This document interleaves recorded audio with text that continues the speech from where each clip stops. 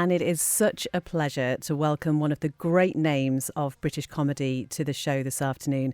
Jasper Carrott has been making audiences laugh for decades, and he's still out there doing what he does best, getting people laughing in theatres around the UK and elsewhere. And next week, he's heading back across the Irish Sea, here to the Isle of Man for 2 nights at the wonderful Gaiety Theatre.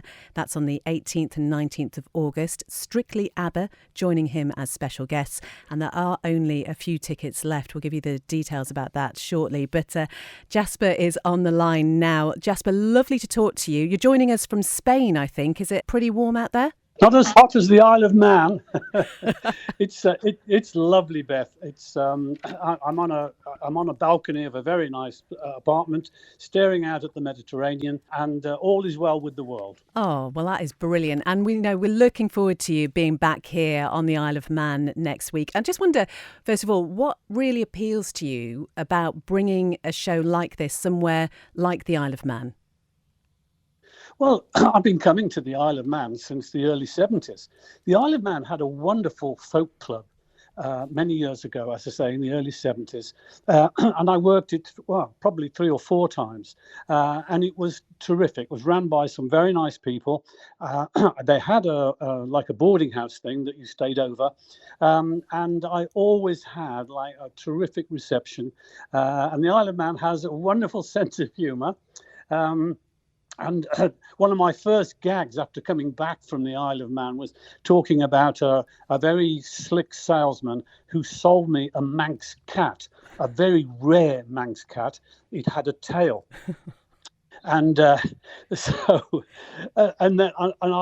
played I played several charity golf games in the Isle of Man. I remember that. And of course, I met my all-time comedy hero, Norman Wisdom, on the Isle of Man, because as you know, he used to live there. And I got on really, really well with him. And I've got all his films on black and white tape and stuff. And it was a real thrill to meet one of your heroes who really liked the work that I did. So the Isle of Man is a bit special for me. And you know what? The humour is timeless in some ways. I mean, mentioning Norman Wisdom there. But Jasper, you will have seen enormous changes in comedy since you started out. Do you think, in your experience, the audiences have changed more, or have comedians had to change a little bit more? Well, comedians will always have to change because comedy has to progress. If comedy doesn't progress, it dies. I mean, right from sort of, black and white films through to the Crazy Gang in this country, to Jimmy Handley with Itmar after the war. Then you had Monty Python and the Goon Show, and you have generations, and each generation produces its own comedy. And right now, comedy is very much to do with stand-up because there's so many comedy clubs in the UK. I'm sure the Isle of Man has 2 or 3. And that's where all the comedy is coming from. It's generated within the comedy clubs. When I started out, there were no comedy clubs. And I used to do folk clubs and used to do the funnies in folk clubs with music and stuff. And then that progressed into,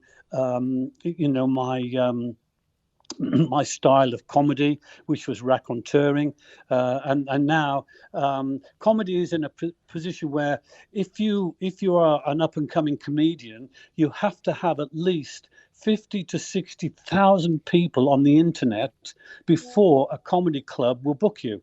And that's because people go to see the person that is advertised because they know them from the internet. And because of that, then the clubs fill the place with the supporters of the comedian, and that's how comedy is progressing now in this day and age. As a comedian and as somebody who's done this, as we say, for a number of years, do you find there's a real pressure for you to be funny when people meet you for the first time? Happens to every comedian who is known to be a comedian. Yes, you like everything else, Beth. You learn how to handle it, and I don't particularly, entertain people with jokes and stuff in conversation with friends. I'm like everybody else. You just talk about what's happened to you, but the expectations you have to be wary of because obviously you can't be hysterically funny 24 hours a day.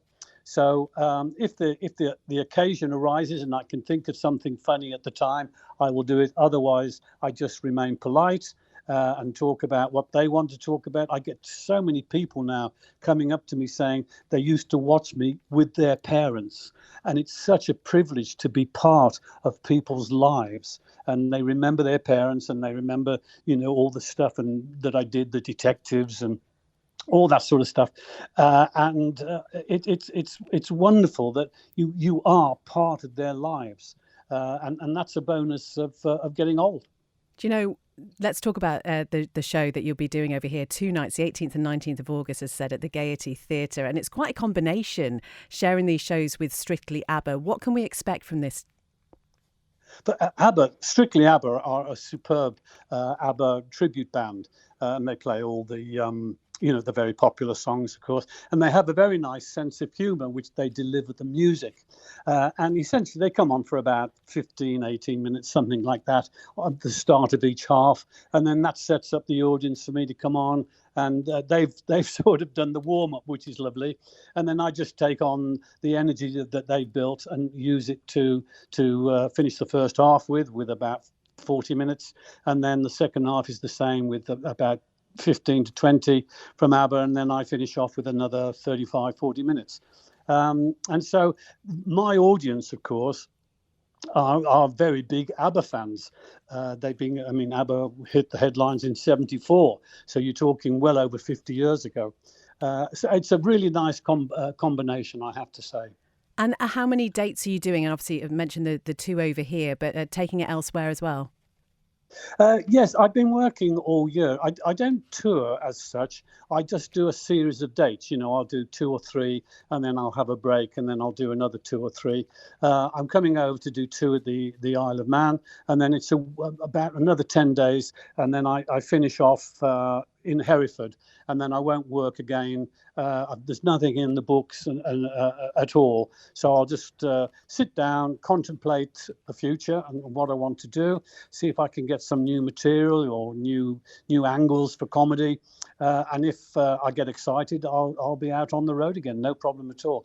I do it basically because I enjoy it. The money is neither here nor there at my stage of life, and I really enjoy. And of course, I am an adrenaline junkie. When you've been an entertainer for nearly 60 years, you miss the highs of adrenaline, and so I suppose that's why I keep on doing what I'm doing while I can do it. I tell you what, you've come to the right place if adrenaline is your thing. It's Manx Grand Prix next week. We could possibly organise for you to go on the back of a bike around the mountain course, if that's your thing. I'm not mental. I might be old, but I'm not mental. I'm not getting on one of those things unless it's a Vespa. If it's a Vespa, then I'll risk it.